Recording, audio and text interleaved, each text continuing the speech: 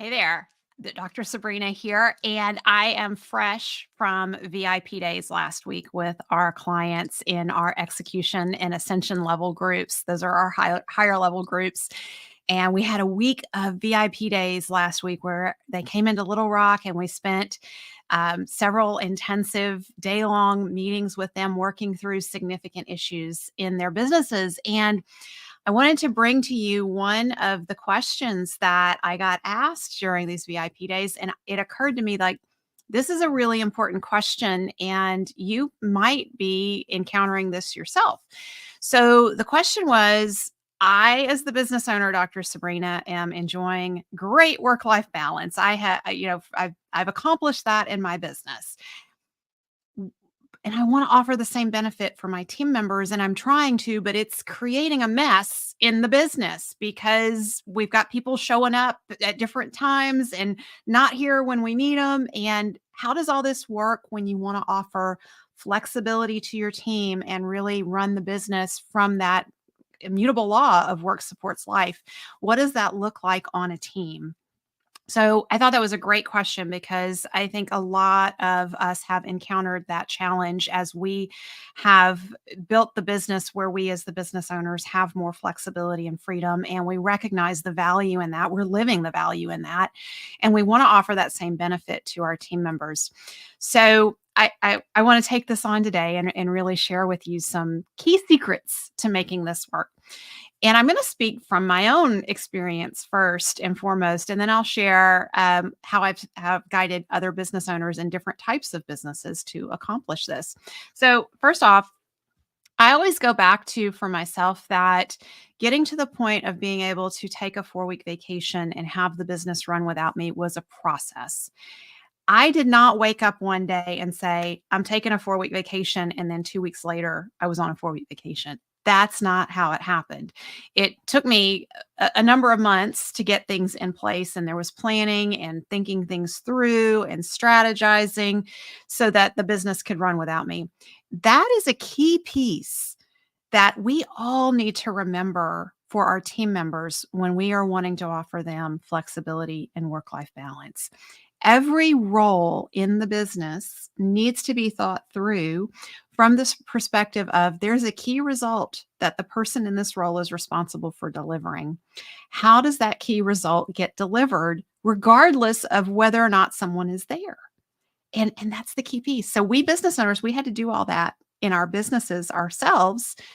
And we had to do it for multiple roles because, truth be told, we're all business owners wearing multiple hats when a business is in growth phase before you really have that full leadership team and people in multiple seats. We're all wearing multiple hats. So we as business owners had to think that through for multiple roles. Our team members who are A players, and those are the ones we want to offer that flexibility to, they are usually wearing multiple hats too. So the first step is to ask your team member, tell me, what is your key result? And let them tell you and listen and make sure it's the same key result that you have in mind for them. Because a lot of times it won't be because we end up piling more and more things on our A players, and they tend to lose focus on what is that key result that I'm responsible for. So that in and of itself, just having that conversation will be very eye-opening. And remember, if you're following how to hire the best strategy, and I hope you are thinking about the key result from the perspective of this is our sweet spot. And what result does the person in this role deliver that impacts our sweet spot in the business? So that's question number one for identifying the key result. And question number two is, how does that key result impact our profitability? There's two ways to impact profitability. The person in that role makes us money or saves us money, or they're doing a combination of both. So once that key result is defined for your A player, and if they are filling multiple roles in the business, they may have 2 or 3 key results because you have one key result for each role. Then the question becomes, okay, how are you going to deliver this result if you're not here? And this is what I think is so powerful, is really understanding that they own the key result, but they may not have to be the one doing the doing to get the key result to happen. So when you have people who report to you, when there's direct reports, the direct reports can be doing the doing to make sure the key result is delivered, but the person in that role owns that key result and monitors that. So if they're in a leadership role and they have team members who report to them, that's great. That's easy. Then you can start delegating that out. But what if they're in a role and they're the only person and there is nobody to delegate to and they want to take some time off and this result needs to be delivered? And let's make it even more complicated because this is a real life scenario that came up at VIP days. Not only does this key result need to be delivered, there's time sensitivity around it. We need people responded to within an hour. And so how does the person who is fielding calls coming in and needs to get a response within an hour, or maybe it's less than that, maybe it's 20 minutes or 15 minutes. How do you do that and then offer the person in that role flexibility? And this is the challenge because you want to say, well, okay, you need to take the afternoon off to take your child to a doctor's appointment. We want to offer that kind of work environment where you can do that, but you're the only one who takes these phone calls and now you're going to be gone for 4 hours. And meanwhile, we want to offer this 20-minute response time. We can't do that. So that becomes a little more challenging, doesn't it?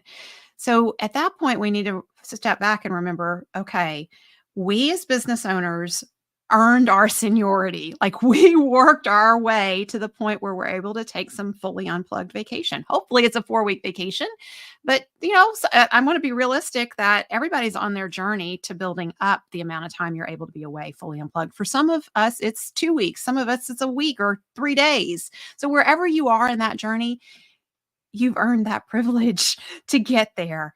And your team members have to be a part of earning their privilege too for flexibility. And that means they need to put some skin in the game here and figure this out. And they may not be able to have as much flexibility as you, as the business owner, have initially because they got to work their way up to it, just like you did. And so if this is an entry level role, and it's a role where they're trying to respond to incoming calls and they need to give a response in 20 minutes, then they can't just at 10 o'clock that morning say, I'm going to be gone the rest of the day. And, oh, well, life goes on. That won't work. But there is the opportunity in that kind of role to have some what I call planned flexibility. So planned flexibility is being able to say, in a week, I have to take my child to a doctor's appointment and I'm going to be out for 4 hours. I'm going to need someone to cover me. Help me think through how we get this key result of responding within 20 minutes to the people calling in. How do we get that delivered if I'm not here? And that's the opportunity for some cross training to happen because there's probably other team members who could pick up and cover and respond in that situation and be happy to do it. They just need a little bit of training to make that happen. And that's really critical that we do this type of cross training, especially for any roles in our businesses where we don't have multiple people in that role. Because those are the most vulnerable roles. Those are the roles where our team members feel tremendous pressure, like they can't be out sick. They can't take vacation because they don't know how the work gets done. And so when we start to run our businesses from the perspective of reducing and eventually eliminating key team member dependency, we start to take these issues on. And as we take on these issues, it actually creates a more robust business. We're reducing risk and vulnerability in our businesses. But it's not easy. It's a little bit of a mental bender. Like we got to think about this and think about, okay, if they're the only person in that role and they have to be out for a few hours or an extended period of time, how do we get these results delivered? And this can go to the whole team for discussion. It can go to a certain portion of the team, maybe for discussion. It does not have to be the business owner figuring it out. And I actually recommend that you use coaching questions. So as the business owner, be the coach, don't be the problem solver, be the coach. Ask the powerful questions. And a powerful question is, okay, we guarantee a 20-minute call response time. And you're the only person in this role. How do we get this work done if you're not here? And take this to the other team members and say, okay, Sally is the only person in this role, but we have to offer this, and Sally's going to need to take some time off. She needs that same flexibility that everybody else on the team is getting. So, how do we as a team come together and support Sally in being able to take some time off? And let the team members, at that point, you ask the question, you put the imaginary duct tape over your mouth, and you let the team members give input and ideas. And one of the things that is really important when you are letting your team members start to problem solve like this is that you don't poo-poo any of the ideas that get thrown out. You just listen and you ask for more ideas and try to listen for the pieces that are the most viable. So instead of saying, well, that won't work, that won't work, that won't work, because that'll shut down people. They won't talk anymore and they won't offer their ideas. Listen for, okay, so they said 3 things here. One thing I think has some potential. The other 2, I know those won't work. So don't even address the other 2. Just kind of zero in on the one idea that had a little bit of potential and say, tell me more. And really let your team members start to sort this out. And one of the things that I like to think about is flexibility with accountability. So I've had the experience of hiring team members at Tap the Potential who hear about work supports life and the 25-hour work week. And they're like, that is so cool. I want to work there because I'll hardly have to work, right? Oh no. At Tap the Potential, we expect you to play full out when you're at work. So you're bringing your best self to those 25 hours and you're being very strategic in how you're delivering your key result during those 25 hours. It's not like I'll show up whenever I want to. And this is the key in our businesses. There are certain aspects of what we do that require us to be at a certain place at a certain time consistently. And there's an impact on others when we are not there. And it's very important, especially when you have younger team members who are learning professionalism.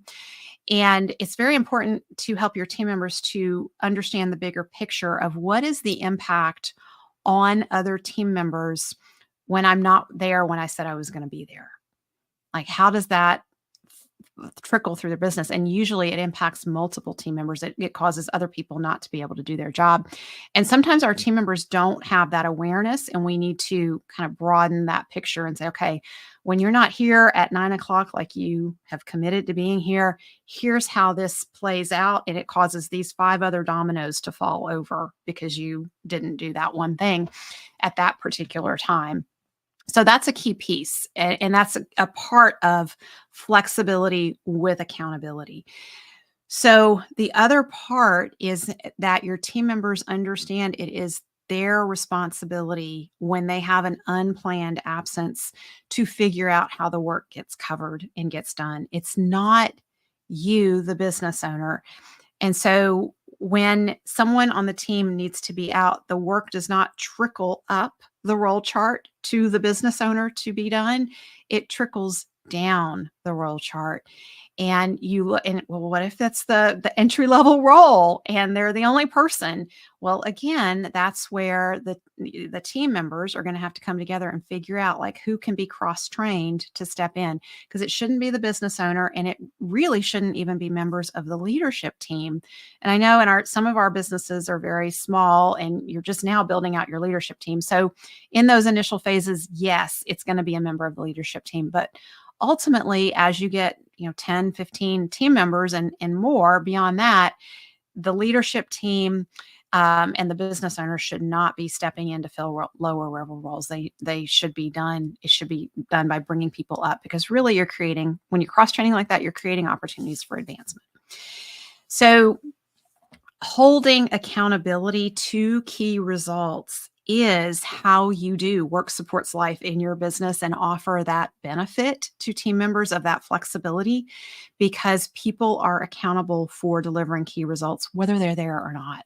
And, all of us go through that. When I was out for 6 weeks this summer due to some unexpected, really difficult things that I'm still going through, I looked at in my I mean, I was grieving. I was dealing with a lot of grief, and I had to ask myself, okay, what were the key results that needed to happen, and do is there a plan in place? And I could quickly, because there was a plan in place, I could quickly kind of go through that and be like, okay, this team, they've got it. I'm okay to be out.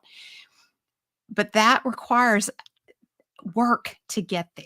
And so that's what our team members have to remember is you've got to put in the thought work and the support of your fellow team members and supporting them and getting cross-trained in order to earn that privilege. And so that is how in our businesses, no matter what industry you're in, you can build in some flexibility. So some roles require planned flexibility, like you can't just say at 10 o'clock, I'm going to be gone at 2 o'clock today. Other roles have a lot of flexibility. It's just a matter of making sure the results get done. So, for example, in my role at this point, I have a lot of flexibility in when I do things, which is good because I need that right now in my life. But I have certain things that I'm accountable for delivering in the business, and I just figure out when that's going to happen. I've earned that privilege over 18, 19 years now of trying to grow a business and build a team and get that work supports life going. Other team members have some key results, but they have times when they have to be there. And if they're not going to be there, then we have to do some planning around that to make sure that the key results get delivered. And so this is an opportunity for you to talk to your team and get their input on what is the ideal schedule. Like if they could wave a magic wand and have their ideal work week where they could show up at their best every day for what they're doing at work and the people they're serving at work and their families, what does that look like? And it doesn't mean that you're going to be able to poof, let's make it happen. But it does mean that there is probably some more room for flexibility that you haven't, as the business owner, considered or even identified as an opportunity that will come out through those conversations. And that allows you to offer a highly valuable, intangible perk to your team members, because flexibility is one of the things that we hear our A players on our clients' teams saying over and over about what they value most about working in that business. It's the flexibility. And so when you have that powerful question and you ask them, if you could wave that magic wand, what would be going on? You're going to identify some more opportunities for flexibility that you probably haven't seen previously. And then if there are wishes from your team members for flexibility or time off at certain times, and you're seeing that there's going to be challenges with that, turn that question back to the team and say, let's figure out how we can do this. Maybe we can't accomplish this 100%, but what if we could accomplish 20% of it? That's more than we have now, right? And so it's those small steps forward, taken in a consistent direction, that lead to big change over time. So I hope that what I've shared with you today has given you some ideas for how you can bring in more flexibility and work supports life into your culture and your business, because it's highly attractive to those A players. It's a huge intangible perk that you can be offering. And I hope this supports you in enjoying your life and your work more while becoming more profitable, because when you run a results-oriented business, you will be more profitable. Thank you for this time with me today, and I look forward to sharing more with you in future episodes on the Profit by Design podcast. Bye for now.